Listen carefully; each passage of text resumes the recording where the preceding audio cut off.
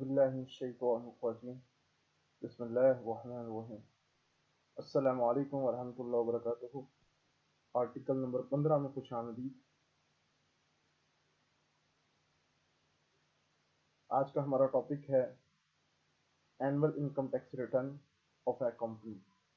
Company की annual income tax की return file करेंगे और इसको समझने की कोशिश करेंगे कि सॉफ्टवेयर पर कैसे अपलोड की जाती है। सबसे पहले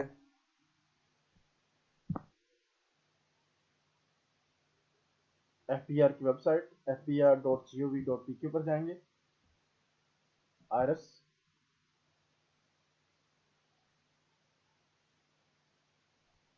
आयरस में आप यूजर नेम और पासवर्ड लगाएंगे। एक कंपनी है, उसका हमने यूजर नेम और पासवर्ड लगाया है। हम अंदरूनी इंटरफेस में दाखिल हो चुके हैं। ड्राफ्ट चेक कर लेंगे, कोई रिटर्न तो नहीं, डिक्लेरेशन आ रही है, ऑलरेडी काम हुआ है। हम इसको डिलीट करके नई डिक्लेरेशन भरेंगे।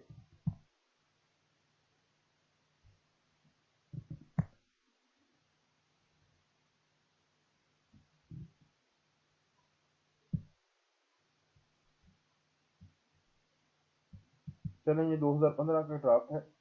हमने तो अगले सालों में काम करना है, हम अपना काम शुरू करते हैं। डिक्लेरेशन में जाते हैं, 114(1) को क्लिक करेंगे, जैसे कि रिटर्न के लिए यही किया जाता है। पीरियड पर सिलेक्ट करेंगे,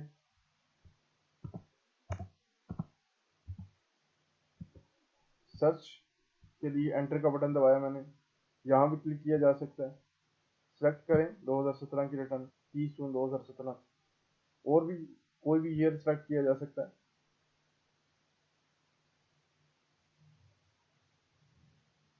जी, जैसे ही खुलेगी आपने फौरन उसको सेव कर लेना है। सेव हो गई तो अब इसको अगर बंद भी कर दें, जैसा कि अगर मैं बंद कर दूं, इसे क्लोज कर दूं, तो फिर जब ड्राफ्ट में जाएंगे, डिक्लेरेशन पर जाएंगे, तो 2017 की ये डिक्लेरेशन सेव हुई होगी, जो कि अभी मैंने सेव की थी, आप जानते ही हैं। इसको एडिट करने के बाद फिर चलाया जा सकता है और इसमें काम किया जा सकता है। ये डाटा टैब है। आपने पहले इंडिविजुअल की रिटर्न सीखी, फिर एओपी की सीखी, अब कंपनी पर है, पीवीटी, एलटीडी, व्हाट्सएवर, इस टाइप की कंपनी हो। अब इसमें कैलकुलेट का बटन, इंपोर्ट प्रीवियस रिटर्न, आप भी जानते हैं कि इंपोर्ट प्रीवियस रिटर्न में करूंगा तो पिछले सालों का डेटा, पिछले साल की जो रिटर्न जो भी होगी वो सारी की सारी दोबारा वापस आ जाएगी और उसमें अमेंड कर करके मैं दोबारा काम कर सकता हूँ। ठीक है, मिसाल के तौर पर मैं आपको करके दिखाता हूँ। ये बिल्कुल खाली रिटर्न है और इसकी जो कंप्यूटेशन है वहां से मैं दिखा सकता हूँ कि ये खाली अभी भी बनाई आपके सामने। देखें, कोई टैक्सेशन किसी टाइप का चार्ज ही नहीं अभी इसने किया। देखें, इनकम फ्रॉम प्रॉपर्टी जीरो है, income from business, income from capital asset, income from other sources, foreign income, agri income, ये सारी की सारी जो नॉर्मल में है या पीटीआर में, सारी टोटल इनकम जो है वो यहाँ पर जीरो है, कुछ भी नहीं आ रहा। चलें, मैं इंपोर्ट करता हूँ, देखता हूँ पिछली रिटर्न में इनका कुछ था कि नहीं। चलें, वो कह रहा है this feature is not available for companies. Companies के लिए ये फीचर अवेलेबल नहीं है, इंडिविजुअल और एओपी के लिए है। चलें, मैं दोबारा सेव मारता हूँ इसके।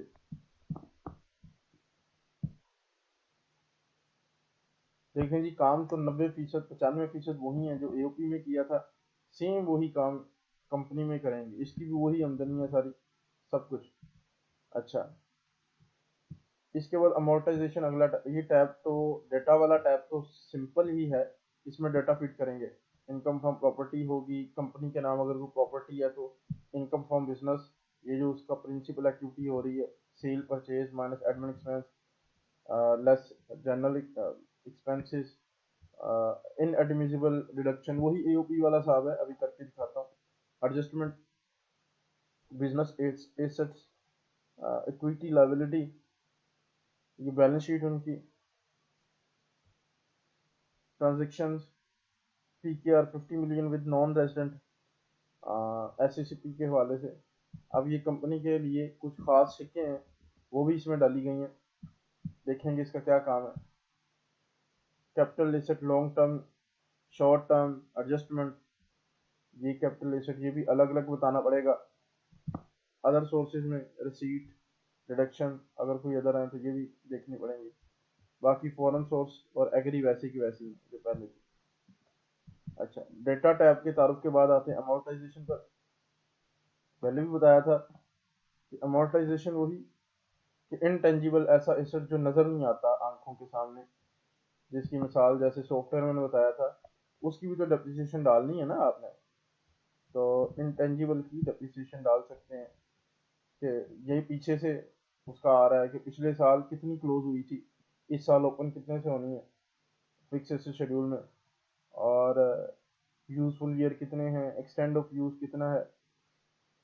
तो उसको करेंगे तो इसको ख़त्म करना तो डिलीट हो जाएगा। प्री कमेंसमेंट एक्सपेंडिचर, हुकूमत पाकिस्तान ने ऐसे अखराजात जो कि ज़्यादा बड़ी तादाद में हो जाते हैं कारोबार शुरू होने से पहले पहले, मिसाल के तौर पर इंटरनेट, अगर आप इंटरनेट कंपनी खोलते हैं तो आपको इंटरनेट कंपनी खोलते हुए शुरू में लाइसेंस फी अदा करनी पड़ती है, जो कि काफ़ी भारी है, काफ़ी अखराजात है। इस तरह एडवर्टाइजमेंट भी भारी एडवर्टाइजमेंट करनी पड़ती है। तो हुकूमत कहती है कि प्री कमेंसमेंट ऐसे अखराजात को आप इस तरह करें कि 5 सालों पर डिवाइड कर सकते हैं, डेफर्ड कॉस्ट बना के उसका एक हिस्सा एक्सपायर करेंगे हर साल। तो यहाँ पर उसको एक्सपायर करते जाएं, यहाँ पर वो कह रहा है कैलकुलेट करें। अच्छा, अगला है डेप्रिसिएशन।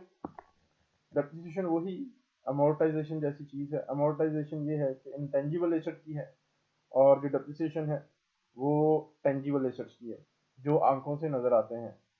बाकी वो बिल्डिंग जिसको कहा जाता है, प्लांट मशीनरी, गाड़ियाँ, vehicle, office equipment, ship, aircraft वगैरह वगैरह, मोटर व्हीकल, ये सारी अशिया पिछले साल क्लोज जिन पर की थी वो add deletion, use in Pakistan, extent of use, 100%, new, extent of use calculate करेंगे। तो ये सारा फिक्स शेड्यूल ही है,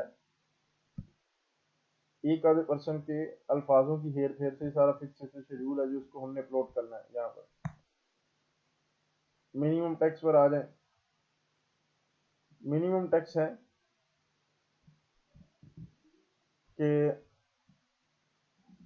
receipt value, tax collected deducted, tax chargeable, attribute taxable income।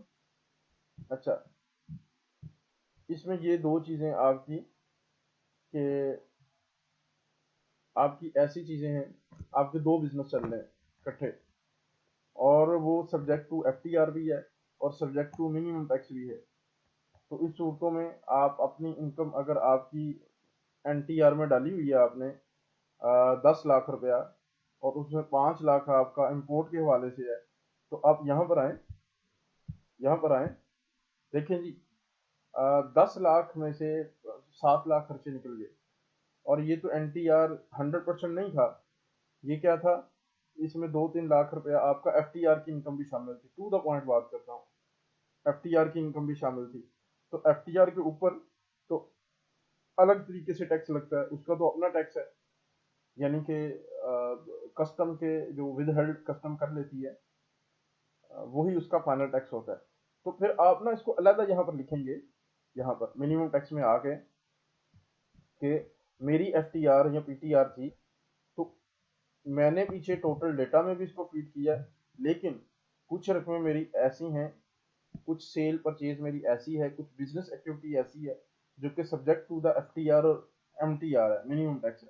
तो मैं बता दूंगा यहाँ पर कि पेमेंट फॉर सर्विसेज इंपोर्ट मैंने की है, मेरा इंपोर्ट का बिजनेस है, NTR में भी लिखा होगा डेटा में, और यहाँ पर अलग से बताऊंगा मैं, और बताऊंगा कि एट्रीब्यूट टैक्सेबल इनकम मेरी कितनी है, यानी कि पूरे 10 लाख में से जो पीछे मैंने डाली है उसमें से इसका मुनाफा कितना है। ठीक है, ये मुझे डालना पड़ेगा। मैं कहता हूँ इसका मुनाफा मुझे 2 लाख आता है या 3 लाख आता है, तो टोटल मुनाफा अगर 10 लाख है, 5 लाख है, उसमें से 3 लाख मैंने मंसूब करना है कि इनके मुनाफे क्या है। ठीक है, फिर इसको कैलकुलेट कर दूंगा, अभी करके दिखाऊंगा तो समझ भी आ जाएगी। ऑप्शन आउट ऑफ पीटीआर ये है कि आप नॉर्मल टैक्स में आ रहे हैं, नॉर्मल टैक्स में आप कहते हैं जनाब मैंने जाना है एफटीआर में। एफटीआर के मजे अपने होते हैं, टैक्स थोड़ा सा ज्यादा पे करना पड़ता है, और लेकिन उसमें ना ऑडिट होता है, और सबसे बड़ी बात ऑडिट ही नहीं होता, जिसकी वजह से मैं ऑप्शन आउट ऑफ पीटीआर जाना चाहता हूँ। ऑप्ट आउट उसको टर्म है, ऑप्ट आउट। ऑप्ट आउट यानी कि मुंतखब करना पीटीआर को। तो इसके लिए शराइत ये हैं कि कम अज कम टैक्स जो है ये कम अज कम अदा करना चाहिए, जो उसका मिनिमम है। मिसाल के तौर पर आपका टैक्स है सर्विसेज पर है, सर्विसेज पर, तो उसमें 10% है। अगर आपकी एओपी है और फाइलर है तो आप 10% फर्ज करें दे रहे हैं, ठीक है। और आप कहते हैं जी मैंने तो एफटीआर में आना है, option out of PTR select करनी है, तो इसमें वो कहेगा कम अज कम उसका 10% तो सेल का आप पहले पे करें ना, कम अज कम। ठीक है, या 7% या 1.5%, या इम्पोर्ट का तो है 10 वाली ऑप्शन तो कोई नहीं, ये है ब्रोकरेज कमीशन। हाँ, तो ये तो हम कंपनी के रिटर्न कर रहे हैं ना, तो याद आया मुझे, तो ये कंपनी में तो 10% नहीं है, मैं तो एओपी की मिसाल वैसे ही देने बैठ गया था। ये कंपनी के तो रेट कम होते हैं। मिसाल के तौर पर जैसे कॉन्ट्रैक्ट पर 7% है, कंपनी अगर हो 7%, तो अगर आपने 7% आपकी सेल का डिडक्ट हुआ है आपको पैसे मिलते हुए, तो आप यहाँ पर लिख दें कि मुझे 7% मैंने टैक्स पे किया हुआ है और मेरा मुनाफा इतना है। 7% के हिसाब से मेरी ये सारी बिजनेस एक्टिविटी हैं किस किस रेट पर, मेरी अगर ये 7% वाली बिजनेस एक्टिविटी है तो मैं यहाँ पर मुनाफा लिख दूंगा, और वो जमा माइनस करके बताएगा आपके टैक्स के साथ, कंपीट करके बताएगा, क्योंकि फर्क तो नहीं आ रहा। अगर फर्क कोई आएगा डिफरेंस उसका, तो यहाँ पर अगर आप और टैक्स जमा करवा देंगे तो हो सकता है डिफरेंस जीरो हो जाए, आपको पीटीआर की ऑप्शन मिल जाएगी। Net shell option out of PTR ये है नेट शेल, कि आपको एफटीआर यानी कि पीटीआर वाली रजीम में आने के लिए उस बिजनेस का कम अज कम टैक्स, मखसूस टैक्स, एक थ्रेश होल्ड तक वो ज़रूर जमा करवाना है। मुमकिन है कि आपने कम करवाया हो जमा एनटीआर में, क्योंकि आप हैं नॉर्मल टैक्स रजीम में, तो एफटीआर का टैक्स थोड़ा सा ज़्यादा होता है। तो अगर आप उतने थ्रेश होल्ड तक जमा करवा लेते हैं तो आप पीटीआर की ऑप्शन को में आ जाते हैं। नेट ये है पेमेंट, जो भी सीपीआरएन नंबर आप महफूज करेंगे, कंप्यूटराइज पेमेंट रिसीट नंबर, कोई भी चालान जमा करवाएंगे, वो सारे का सारा यहाँ पर लिस्ट बन के आ जाएगी कि आपने इतने चालान जमा करवाए हैं। कंपनी डायरेक्टर्स, यहाँ पर रजिस्ट्रेशन नंबर, ये बंदों के नाम आ जाएंगे। फलां बंदा, उसका सीएनआईसी नंबर ये है, और उसका नाम ये है, और उसकी परसेंटेज इतनी है, और उसकी कैपिटल अमाउंट इतनी है पेड अप। ठीक है, ये उसकी लिस्ट आ जाएगी, इसका और कोई काम नहीं है। ठीक है, कोई भी नाम उनका सर्च करें और फिर उसको एंटर मारें।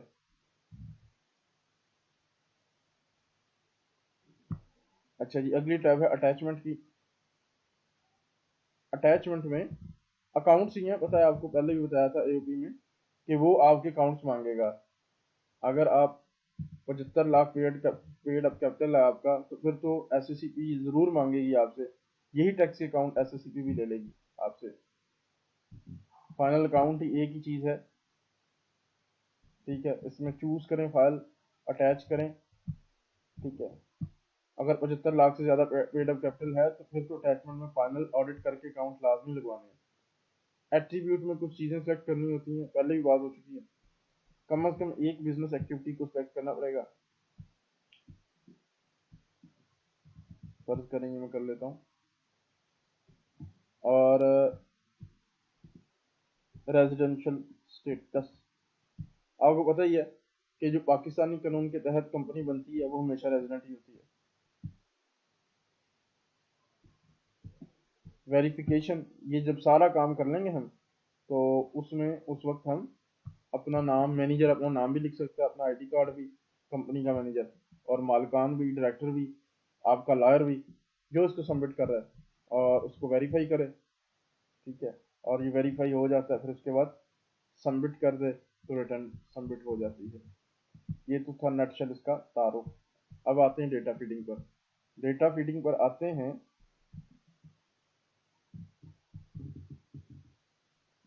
तो सबसे पहले इनकम फ्रॉम प्रॉपर्टी है, क्योंकि इनकम फ्रॉम सैलरी तो हो नहीं सकती ना।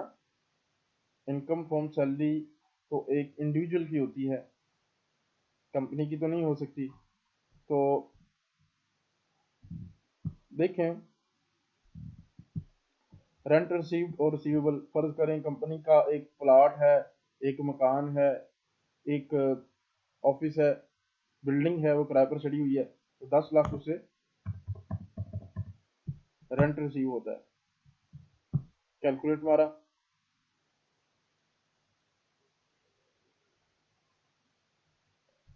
सारे फैक्ट खुद ब खुद ले लिए उसने। देख लें, उसने कंपनी की प्रॉपर्टी अगर है तो उसके लिए उसने रेंट का 1/5 हिस्सा रिपेयर के लिए दे दिया। लेकिन ये 2017 है, इसमें एफटीआर में प्रॉपर्टी थी, और इसमें वो नहीं दे रहा 1/5 हिस्सा। आम इंडिविजुअल के नाम अगर प्रॉपर्टी हो तो, लेकिन कंपनी को उसने दिया है। अच्छा, 1/10 of amount not adjustable against rent, ये वो चीज़ है कि फर्ज करें कंपनी ने अगले बंदे से एडवांस लिया हुआ है 10-20 लाख रुपए। जब बिल्डिंग या ऑफिस किराए पर चढ़ाते हैं ना, तो फिर एडवांस भी पकड़ लेते हैं थोड़ा सा। तो एफबीआर कहता है कि अगर आपने एडवांस पकड़ा हुआ है ना, फर्ज करें 1 लाख रुपया एडवांस पकड़ा हुआ है, तो आप इस तरह करेंगे कि 1 लाख रुपए का 10वां हिस्सा, यानी कि 1/10 हिस्सा, जो कि 10,000 बनता है, हर साल एक एक हिस्सा, यानी कि हर साल 10-10 हजार अपनी प्रॉपर्टी वाली इनकम में, जो इनकम फ्रॉम रेंट है, इनकम फ्रॉम प्रॉपर्टी है, उसके साथ उसका 10वां हिस्सा भी इनकम के तौर पर लिखेंगे। यानी कि इस मिसाल में 10,000। क्यों ऐसा क्यों है? हुकूमत कहती है जी कि आपने एडवांस लेके बैठे हुए हैं कितने सालों से, उस बंदे ने बेचारे ने छोड़ना कि नहीं, कब पता नहीं कब छोड़ना है अपना, आपकी बिल्डिंग, तो आपने उसकी रकम तो पकड़ी हुई है ना, तो लिहाजा उससे कोई काम भी करते होंगे, तो उससे 1/10 हिस्सा, कम अज कम इतनी इतनी रकम बैंक में अगर रखवा दें, तो फिर 10% तो एक अमूमन आ ही जाएगी। तो लिहाजा आप भी उससे आमदन कमाते हैं, तो आप यहाँ डालें कि मेरी इनकम और भी हुई है, यानी कि इसका एडवांस का 10वां हिस्सा अपनी इनकम बनाना पड़ेगा, और उस पर टैक्स भी देना पड़ेगा। ठीक है जी, जितना भी एडवांस है उसका 1/10 हिस्सा बतौर इनकम लेना पड़ता है, अगर रेंट डीड के ऊपर लिखा हुआ है कि मैंने एडवांस भी दिया है। तो अगर वहाँ लिखा है और छुपा रहे हैं, जहाँ नहीं लिख रहे, तो कल को ऑडिट होगा तो पकड़े भी जा सकते हैं। लिहाजा रेंट डीड के मुताबिक चलें, और कोई एडवांस अगर लिया है तो उसका 10वां हिस्सा हर साल डाल दिया करें, और उसके ऊपर भी आपको टैक्स अदा करना पड़ेगा, वो भी आपकी इनकम का हिस्सा बन जाएगा। आगे है forfeited deposit under a contract for sale of property. देखें जी, आप फॉरफिट कर लेते हैं किसी का डिपॉजिट, उसको कहते हैं 1 लाख मैंने नहीं देना आपको, चले भागे, आपने मेरा मकान तोड़ दिया, ये वो, तो फिर वो जो 1 लाख है, उसको यहाँ वो भी आपकी इनकम का हिस्सा बन जाएगा। ठीक है, फॉरफिट किया आपने 5,000, बाकी सारा एडवांस दे दिया, उसे वापस कर दिया एक टेनेंट को, या 5,000 कर लेते हैं।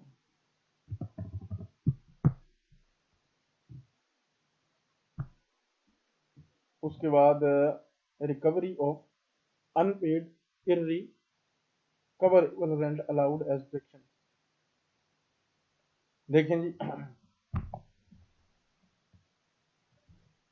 आपने रिकवरी की, पहले डूब गए थे पैसे, और अब आप रिकवर कर रहे हैं 10,000, अगर रिकवर कर लिया तो भी कहता है आपकी आमदनी का हिस्सा बना दूंगा। अच्छा, अनपेड लाइबिलिटी एक्सीडिंग 3 ईयर्स। देखें जी, अगर आपने किसी को पैसे देने हैं ना, फर्ज करें आपने किसी को पैसे पे करने थे, यूटिलिटी कह लें या रिपेयर एंड मेंटेनेंस के कोई पैसे हैं, 3 साल हो गए उसको दिए नहीं है, 3 साल हो गए बैलेंस शीट में, प्रॉपर्टी की इनकम के बैलेंस शीट में वैसे ही खड़े खड़े हैं, तो कहता है इसको निकाल दें। अब आपने पैसे नहीं उसे देने, ये अनपेड ही रहेंगे, आप इसको इनकम का हिस्सा बना दिया जाएगा।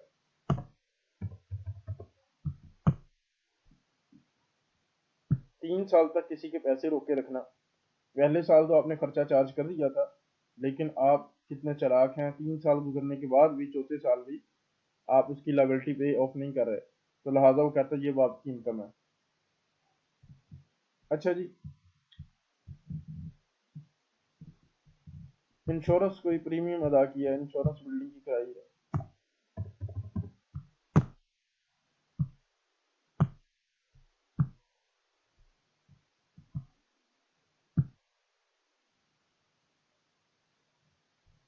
अच्छा, local rate tax charge cess, local charges हैं कोई टैक्स, कोई कॉर्पोरेशन वगैरह इस टाइप का कोई ले लेगा वो। अच्छा, उसके बाद ग्राउंड रेंट है। अच्छा, अगर आपका इसमें रेंट है 10 लाख और 1 लाख रुपया आपका ग्राउंड साथ में बना हुआ है बगैर दीवारों के, उसका रेंट भी आता है, उसको निकाल देगा। वो कहेगा ग्राउंड रेंट इसमें शामिल नहीं होता, ये अदर इनकम बन जाती है ग्राउंड रेंट। तो मैं कहता हूँ ग्राउंड रेंट भी था, उसको निकालने लगा। वो कहेगा ना। Profit on capital borrowed for investment in property, share in rental income paid in HBFC banks, rent collection expenditure, legal services charges, amount claimed as irrecoverable rent.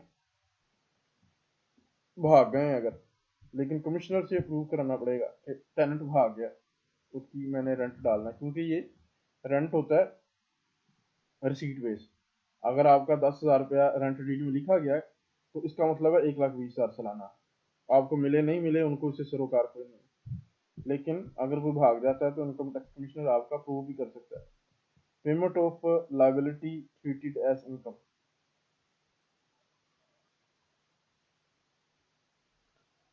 देखें जी, ये जो है ना payment of liability as income, ये एक खर्चा बनाने जा रहे हैं आप, और ये खर्चा इस टाइप का है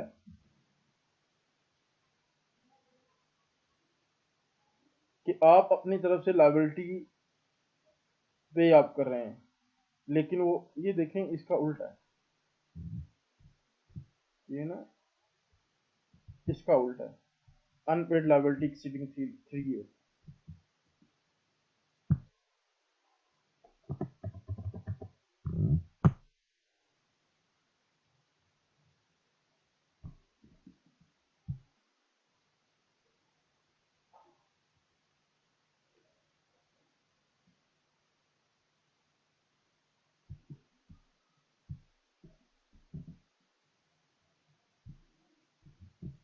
अच्छा, ये पीछे जाए जरा, एक और चीज ध्यान में आ गई मुझे, लोकल रेट टैक्स चार्ज, इसमें प्रॉपर्टी टैक्स भी डाल सकते हैं। आपका प्रॉपर्टी टैक्स है ना, तो वो भी इसमें डाल सकते हैं।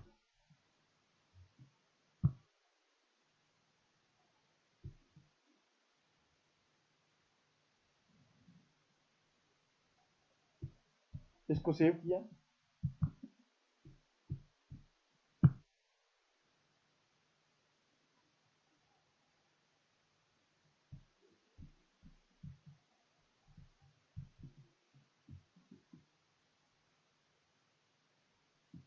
तो ये आपकी 6,66,000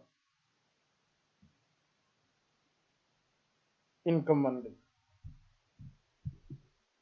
6,66,000 ये कंपनी की अगर प्रॉपर्टी से इनकम आती है तो ये देखें जी, इसमें लीगल सर्विसेज में है, लीगल सर्विसेज चार्जेस अगर किसी वकील को भी दिए ना वैसे, वो भी आप लेस कर सकते हैं। ये सारी हैं। खास तौर पर ये जो है payment of liability treated as income, कि आपने कोई ऐसा खर्चा, ऐसी लायबिलिटी जिसको इनकम का पार्ट बना लिया था लेकिन असल में वो खर्चा था, तो उसको दोबारा खर्चों में डालने में उसको दोबारा निकाल देगा। गलती से ऐसा कुछ हुआ है तो payment of liability treated as income, असल में किसी का खर्चा पे करना था 10,000 तनख्वाह, लेकिन आपने उसको इनकम बना लिया। ये यहाँ इनकम है, जब इनकम है तो उसको वापस निकाल लेना। Adjustment entry, ground on rent, फिर बताया दोबारा मैंने कि ये जो ग्राउंड ऑन रेंट है ना,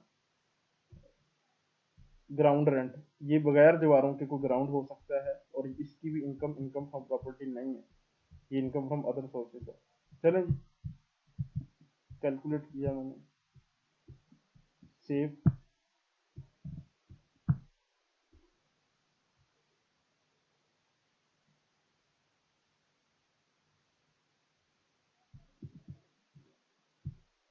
से